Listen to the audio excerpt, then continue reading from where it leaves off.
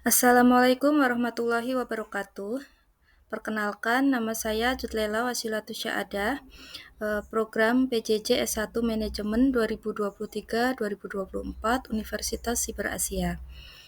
Pada kesempatan kali ini, saya akan mempresentasikan mengenai analisa penyebab pabrik sepatu bata tutup sebagai tugas ujian tengah semester mata kuliah studi kelayakan bisnis.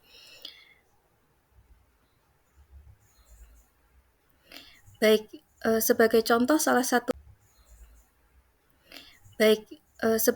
salah satu perusahaan yang tutup atau mengalami kebangkrutan, belum lama ini terjadi pada tanggal 2 Mei 2024 telah diumumkan bahwa telah tutup pabrik milik PT Sepatu Bata Tbk di Purwakarta, Jawa Barat. Hal ini menjadi penanda lesunya industri alas kaki dalam negeri. Bahkan Direktur Eksekutif Asosiasi Persepatuan Indonesia atau APRISINDO, yaitu Firman Bakri, mengatakan bahwa kapasitas produksi industri sepatu nasional untuk pasar domestik tersisa hanya 30% saja. Tentu hal ini menjadi perhatian khusus dari berbagai pihak bagaimana bisa terjadi dan bagaimana untuk menghadapi permasalahan tersebut. Tidak terkecuali dari kita sebagai pasar produk-produk tersebut.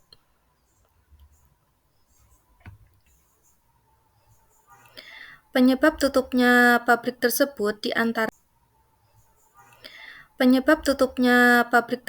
diantaranya yang akan kita bahas yaitu yang pertama, persaingan pasar, kemudian yang kedua beban biaya produksi, ketiga persaingan merek, keempat era disrupsi menghadirkan lawan tak terlihat, kemudian yang kelima transformasi revolusi industri, dan yang terakhir keenam pergeseran industri.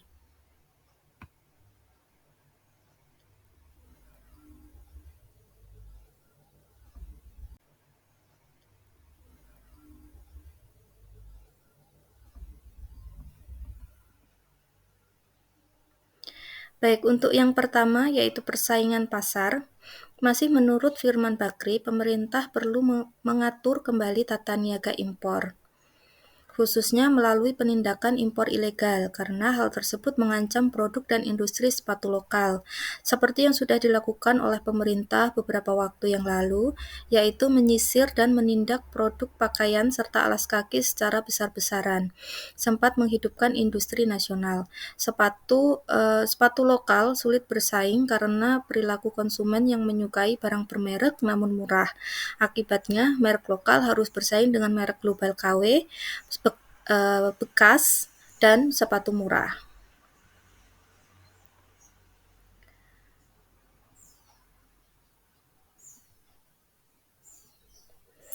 Kemudian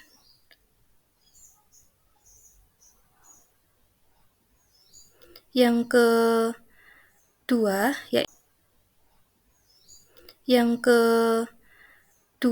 yaitu persaingan merek. Eksistensi Bata 30 tahun terakhir sempat menjadi primadona di pasar karena dulu kompetitornya sedikit. Sedangkan saat ini muncul inovasi-inovasi baru dari perusahaan baru yang menawarkan produk menarik. Bata dinilai kurang inovasi untuk tetap menjaga pasarnya hingga pemain baru mengambil alih pasarnya, terutama dengan adanya produk luar secara global yang datang secara cepat perkembangannya. Namun desain Bata tidak cepat berganti seiring berkembangnya zaman.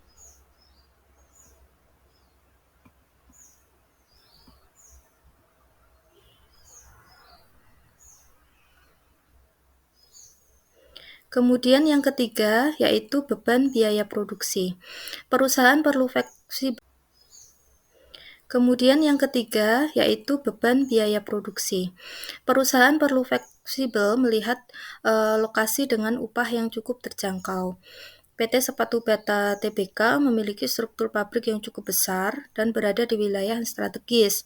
Situasi kenaikan upah menambah biaya yang besar. Juga bahan baku impor yang harus dibeli di tengah situasi nilai tukar rupiah melemah terhadap dolar Amerika. Maka, meski penjualan naik sebesar 46%, akan tetapi kerugian yang dialami meningkat hingga 106,8% dan biaya produk meningkat hingga 58%. Tidak mengherankan ketika melihat rasio-rasio keuangan mengalami kemunduran.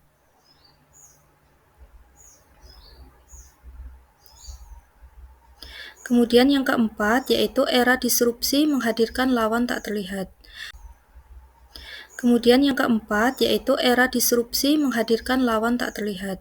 Banyak produsen yang awalnya tidak terlihat namun tiba-tiba menjadi pesaing yang patut diperhitungkan. Brand yang kuat diimpikan oleh banyak pihak. Dengan memiliki brand yang kuat melahirkan crazy people. Pada saat ini marak mengenai personal branding dengan era sosial media yang menjamur, personal branding dapat menjadikan seseorang dapat memproduksi dan memasarkan produknya. Semakin kuat personal branding seseorang tersebut, lahirlah crazy people yang menjadi pasar produk yang ia produksi.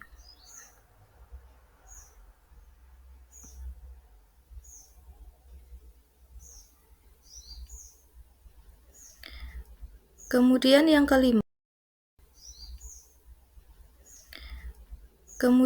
kelima yaitu transformasi revolusi industri.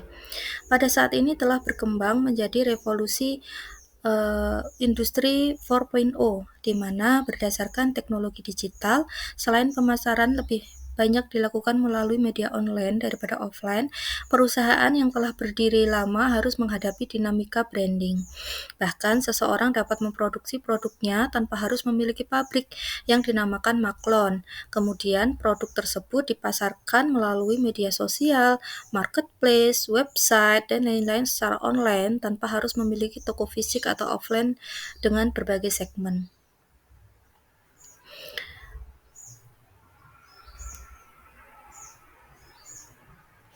Kemudian yang keenam atau yang terakhir yaitu mengenai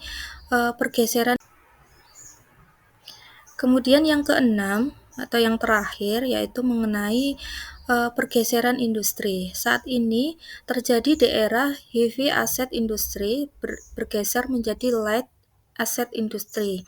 Perusahaan tidak harus memiliki aset seperti pabrik, gudang, alat transportasi sendiri, melainkan bekerja sama dengan perusahaan-perusahaan terkait yang dibutuhkan.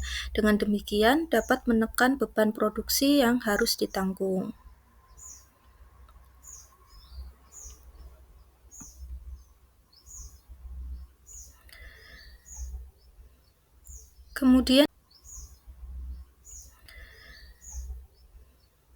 Kemudian yang dapat dipelajari dari kasus ini yaitu yang pertama, dunia industri mengalami pergeseran, baik dalam produksi, branding, pemasaran, hingga distribusi yang saat ini dilakukan melalui media online dan teknologi digital. Sebagai pelaku usaha sudah seharusnya terus melakukan inovasi di berbagai bagian dari sebuah usaha, menyesuaikan dengan perkembangan zaman dan permintaan pasar yang dinamis.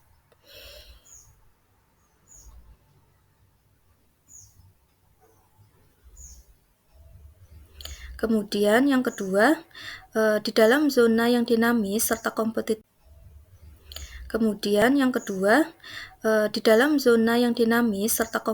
yang beragam dan kuat sebagai pelaku usaha, jangan sampai terjebak oleh perangkap. Di antaranya, yaitu yang pertama, the success trap, di mana keberhasilan atau kesuksesan seakan-akan menjamin kesuksesan di masa depan. Kemudian yang kedua, sunk cost trap, di mana investasi yang sudah ditanamkan tidak bisa kembali atau sudah tidak bernilai dan berpotensi menjadi cost di masa depan. Maka seperti yang dilakukan oleh Bata saat ini yaitu bertransformasi. Misalnya sudah tidak memiliki pabrik sendiri, usaha dapat terus dilanjutkan dengan bekerja sama atau maklon, atau mungkin kedepannya dapat menerima maklon sehingga Bata dapat memonitor lawan yang tidak terlihat. Kemudian yang ketiga yaitu kompetensi trap, yaitu kompetensi SDM, skill, hingga budaya perusahaan yang tidak relevan akan menjadi usang. Dapat disimpulkan bahwa zaman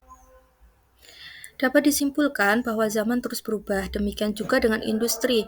Bisnis old money yang bersifat rigid karena ingin memproses semua, menginginkan kestabilan dan branding cara lama yang sudah seharusnya berinovasi dan bertransformasi agar dapat tetap bersaing dengan bisnis new money yang bersifat tangkas dan fleksibel dengan percepatan yang luar biasa, dinamis, low cost, dan branding secara online yang didasarkan oleh algoritma.